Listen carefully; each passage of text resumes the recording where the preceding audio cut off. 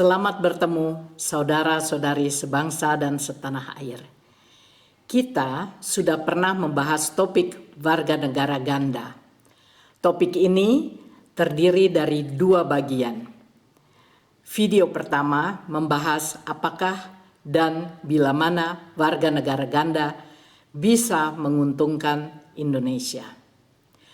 Dalam bagian kedua ini, kita bahas hubungan kewarganegaraan, masih WNI atau sudah WNA, terhadap hukum lain seperti hukum waris bagi yang berkepentingan.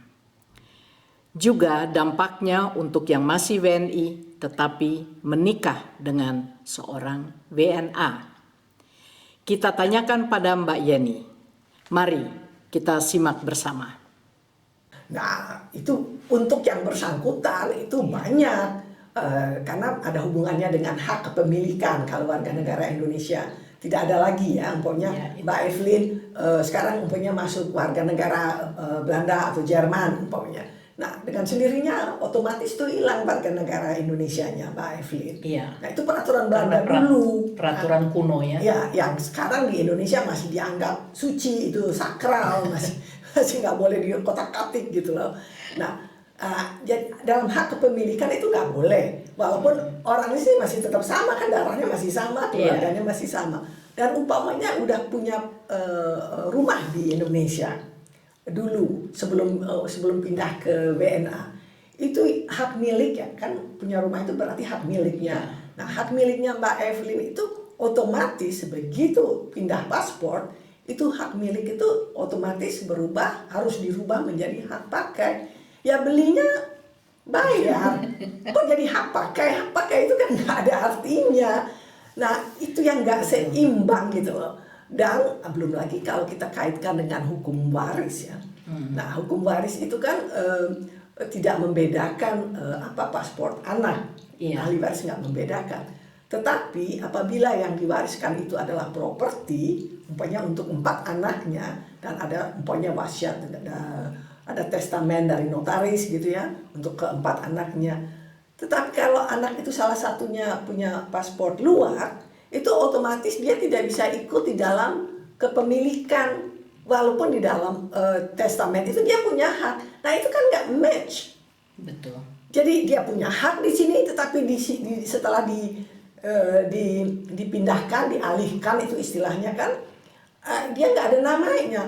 Nah, tapi negara menganggap itu sesuatu yang nggak ada masalah. Itu yang mengherankan, karena notaris itu mestinya bilang, loh ini kan saya harus mengalihkan ada nama 4 orang, tetapi nggak bisa, berarti ini ada sesuatu. Nah, itu masalah begitu dilemparkan aja ke yang bersangkutan. Jadi akhirnya ini adalah peluang yang menarik untuk oknum-oknum yang memakai kesempatan untuk menipu, termasuk saudara-saudara kandung sendiri, yang dari saudara menjadi serigala dalam hal yang seperti itu. Itu contohnya banyak.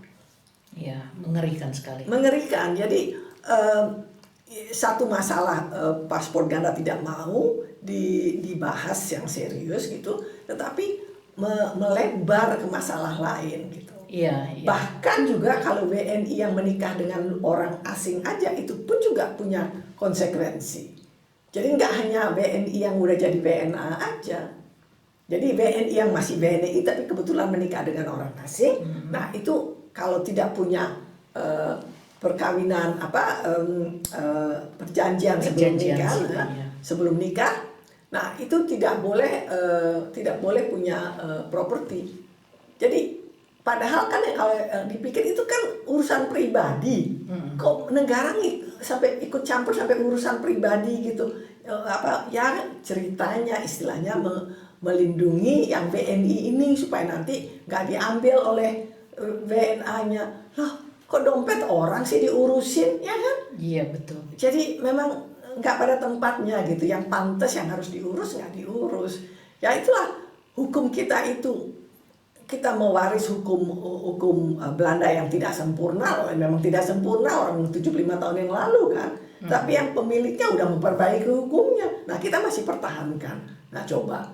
Kan lucu. Jadi hukum kita itu memang banyak yang abu-abu terus gitu. Tapi kan banyak oknum yang menyalahgunakan yang malah senang dengan yang Ya, sifat yang abu-abu itu, status yang abu-abu itu. Jadi akhirnya ya rugi ya. Ya sebenarnya yang rugi itu ya negara secara total, secara keseluruhan ya. Tentu individu-individu juga, tetapi secara keseluruhan tuh negara yang rugi. Dan dari siapa kita bisa belajar? Oh, yang paling jelas itu Cina, karena saya kebetulan kenal orang Cina dari Cina yang jadi guru besar, menjadi profesor di Universitas Belanda, yang dengan dia punya paspor Belanda, dia punya lebih banyak fasilitas kan, dan dia setiap tahun itu memasukkan orang Cina dari Cina yang jauh lebih kaya dari Belanda kan, negara besar, itu memberikan beasiswa untuk masuk untuk proyek PhD. Nah, nah karena dia guru besar itu dia punya disiplin kan. Nah dia memasukkan ke situ. Di situ saya tahu, oh dia masukin orang Cina terus coba untuk sekolah ya. Untuk mengambil PhD 4 tahun di Belanda dengan ongkos dari orang Belanda. Bayangin, negara kita dari ongkos pajak. Kalau orang Belanda bilang dari ongkos pajak itu. Nah itu diberikan kepada orang Cina. Jadi itu yang saya juga pernah dengar dari salah satu dubes Indonesia yang pernah bilang Cina itu justru memanfaatkan penduduk diasporanya, jadi penduduk Cina yang di luar negeri itu untuk memajukan negaranya, untuk memberikan kontribusi ke negaranya lewat fasilitas-fasilitasnya. Jadi malah dibantu gitu loh. Iya, itu yang harus. Waktu awal itu teknologi Cina itu yang katanya teknologi nyontek kan awalnya itu. Iya, betul. Itu lewat diaspora itu loh. Iya. Nah kita malah dari situ ya nggak, udah mau masuk Belanda, ganda lagi nggak boleh gitu. Kita seperti ya masih deso apa itu istilahnya saya nggak tahu. Tapi maunya go global ngomongnya, tapi mentalnya itu jadi nggak menyadari apa yang dirugikan gitu, yang fokus nggak boleh, nggak gini ya begitu. Yang dipertahankan itu apa? Hukum Belanda kuno sebetulnya. Iya, sayang ya. Ya, tapi siapa tahu, kita harus tetap optimis ya. Betul. Terima kasih Mbak Yeni. Oke, saudara-saudari, kita sampai pada akhir acara kita hari ini, dan semoga kita berjumpa lagi dalam kesempatan berikutnya. Terima kasih Sama-sama. banyak Mbak Yeni. Sama-sama.